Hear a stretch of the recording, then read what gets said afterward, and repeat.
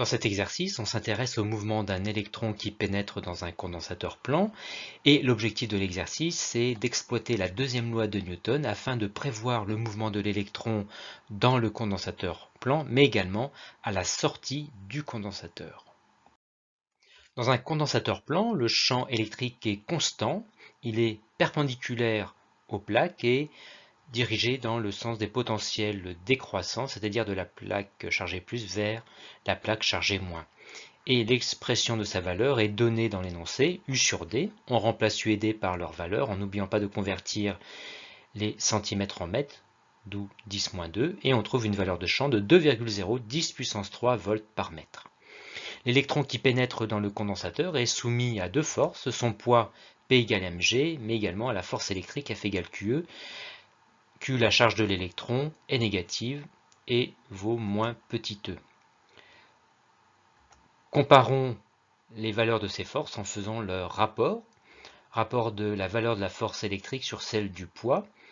Les valeurs étant toujours positives, on ne fait pas apparaître le moins de la charge de l'électron. On remplace par les valeurs numériques et on trouve un rapport très grand d'environ 10 puissance 13, c'est-à-dire très supérieur à 1, et donc une valeur de force électrique très supérieure à celle du poids. On en déduit donc que le poids est négligeable devant la force électrique.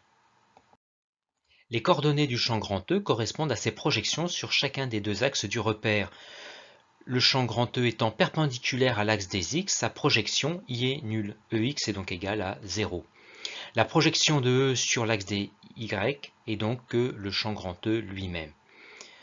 Le champ E étant de sens opposé à celui de l'axe Y, EY est négatif et est égal à moins grand E. On applique maintenant, dans la question suivante, la deuxième loi de Newton à l'électron. Somme des forces égale la masse de l'électron fois son vecteur accélération.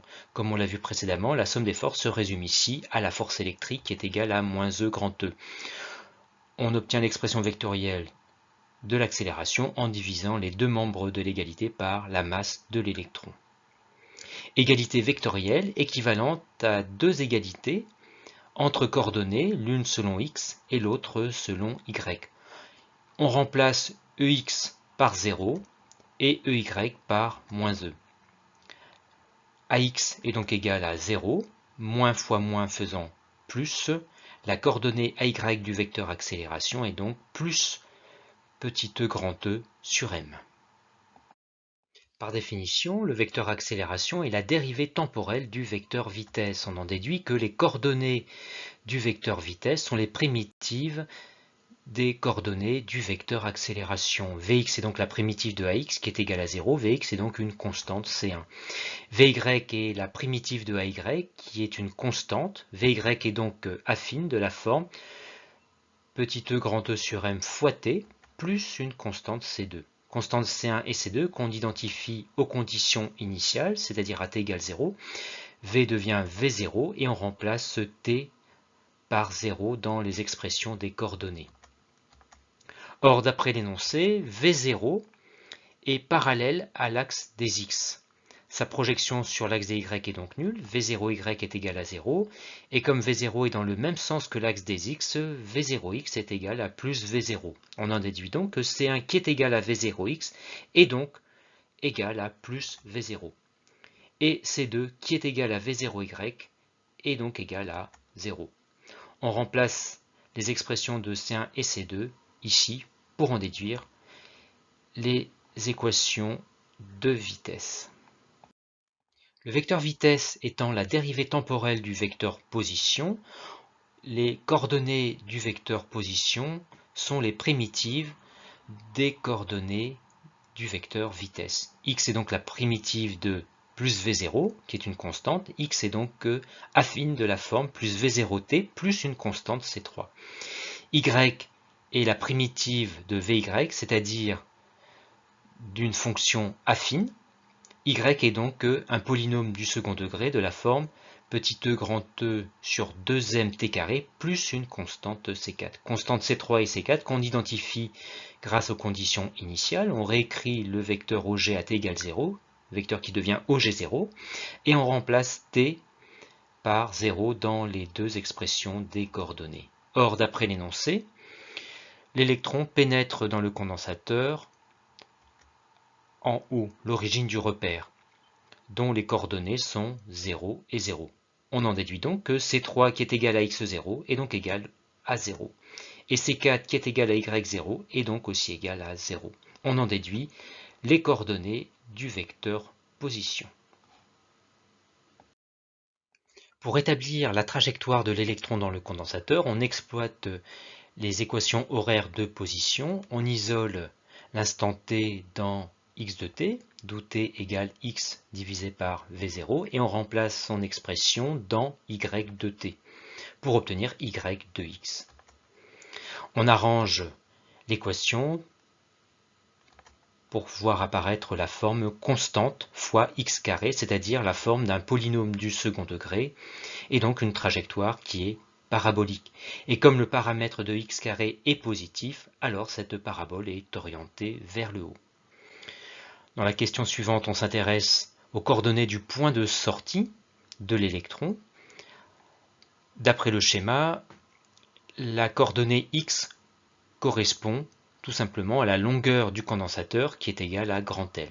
La coordonnée x du point S est donc égale à grand L qui vaut 10 cm. Et pour connaître la coordonnée y du point S, le point S étant sur la trajectoire parabolique, on peut la calculer en utilisant l'équation de la trajectoire en remplaçant x par xs qui vaut 10 cm. On remplace par les valeurs numériques en n'oubliant pas de convertir xs en mètres. Et on trouve une valeur de 2,010-3 mètres, soit 2,0 mm. On vérifie que 2,0 mm est inférieur à 2,5 cm, la distance qui se trouve ici. Le point S est donc ici. Et on peut tracer maintenant l'allure de la trajectoire parabolique qui passe bien sûr par le point S. À la sortie du condensateur, l'électron n'est plus soumis à la force électrique et l'effet du poids est toujours négligeable. On en déduit que la somme des forces extérieures se résume au vecteur nul, somme des forces extérieures toujours égale à ma, la deuxième loi de Newton. On en déduit donc que le vecteur accélération est nul et donc que le vecteur vitesse est constant.